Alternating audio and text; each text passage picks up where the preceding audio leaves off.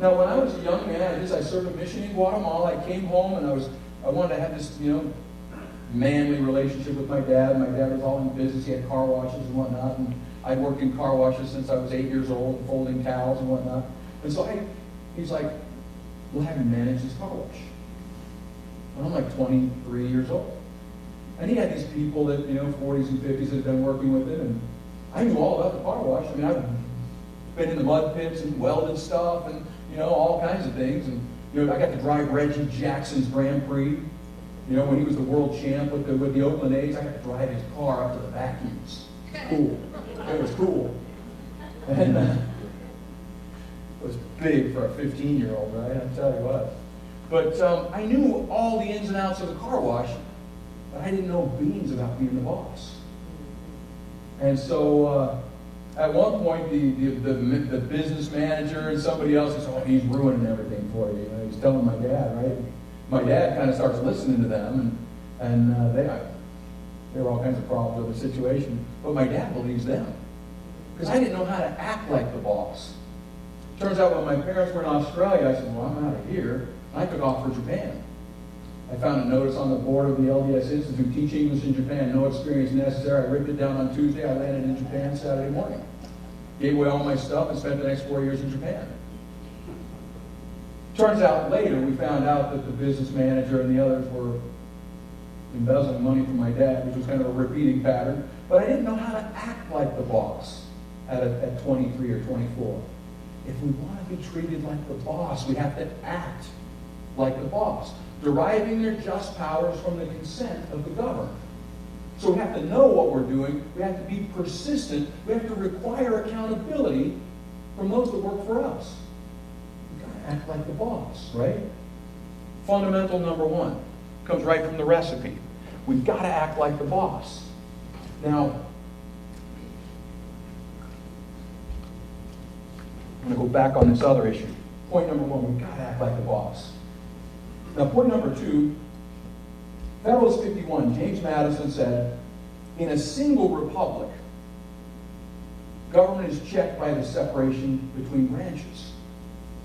But in the compound Republic of America, power is divided among two distinct governments, and they control each other as a double security to the rights of the people. It's like a tug-of-war. They said that ambition will check ambition between the state and the federal government. There was supposed to be a competition. Anybody ever do a tug-of-war? Right? You do a tug-of-war? When I was a kid, my nickname, I shouldn't even tell you this, I don't think I've ever said this publicly before in my life. When I was a kid, my nickname was Chunky. I hated it. Absolutely hated it. But I did have one advantage, being chunky. Chunky meant I got to be at the end of the tug-of-war.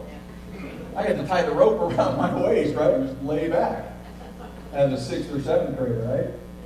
Because, with the tug-of-war, then they pull, and, somebody goes in the mud. We didn't mess around back then. We had the mud pit, right? But our system was designed to be a tug-of-war. Now, if all of the rope is in the federal hands, whose fault is it? It's not the federal government's fault. They're just doing what government does. Designed to pull. It's the nature and disposition of man and government to amass unbridled power. That's the nature. Right? Government expands to the limit that it's checked. Left unchecked, government expands limitlessly. By nature. By nature. So if all the rope is here, it's not the federal government's fault. We like to get lathered up and we like to say federal government and debt and all. Yeah, it would be nice if they had some self-restraint. But the founders knew that we weren't relying on men. We were not relying on the virtue of men in our government.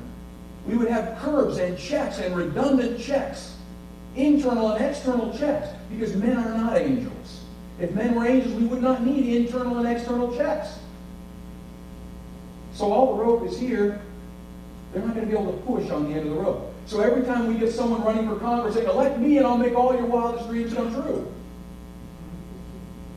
they can't push the rope. We have to pull. Principle number 2. We have to pull.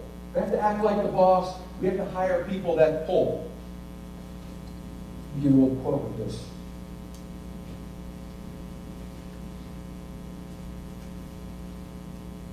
I love this. This is Hamilton, the big government guy of his day, right? This is from Federalist 26. He says, the state legislatures, who will always be not only vigilant, but suspicious and jealous guardians of the rights of the citizens against encroachments from the federal government.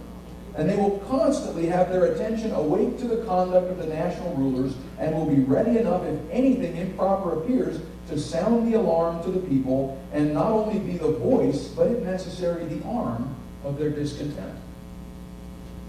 Now, in Federalist 28 and in Federalist 46, if this was a little book that I wrote to myself when I was elected as a legislator, I was curious to know, why do I swear an oath to uphold the U.S. Constitution as a state legislator? Obviously, if I swear an oath, there must be some power, some right, some authority that I must have to uphold the U.S. Constitution. And I was curious as to what that was. And so I spent, right after my election in 2010, I spent 2-3 weeks. I actually took my trailer and went up into the mountains so I could be alone and just write. And I wrote a little outline, and I sent it to a law professor friend, Rob Nadelson, we were just talking about her. I sent it to Rob, and Rob said, this is really good. You should publish this. And we put that together. I've got a few of those in the back, too, if you want afterwards, but talk with Becky about that. But Federalist 28 and Federalist 46, they gave the recipe for the states to pull. And they laid out the tools that we have to pull. They enumerated a number of them. Listen to what they say. This is Hamilton in 28. It may be safely received as an axiom in our political system that state governments will, in all possible contingencies, afford complete security against invasions of the public liberty by the national authority. Projects of usurpation cannot be masked. The legislatures will have better means of information. They can discover the danger at a distance, possessing all the organs of civil power, the confidence of the people. They can at once adopt regular plan of opposition in which they combine all the resources of the community. They can readily communicate with each other in the different states and unite their common forces for the protection of their common liberty. Simple. Just like a chocolate chip cookie recipe. These are the powers as to how we pull. Now Madison, in Federalist 46, gives his own list, and he numbers them out, and he says, but ambitious encroachments of the federal government on the authority of the state governments would not excite the opposition of a single state, or a few states alone. They would be signals of general alarm. Every government would espouse the common cause. A correspondence would be open. Plans of resistance would be concerted. One spirit would animate the conduct of the whole. A few representatives of the people would be opposed to the people themselves. Rather, one set of representatives would be contending against 13 sets of representatives, and the whole body of their common constituents on the side of the states.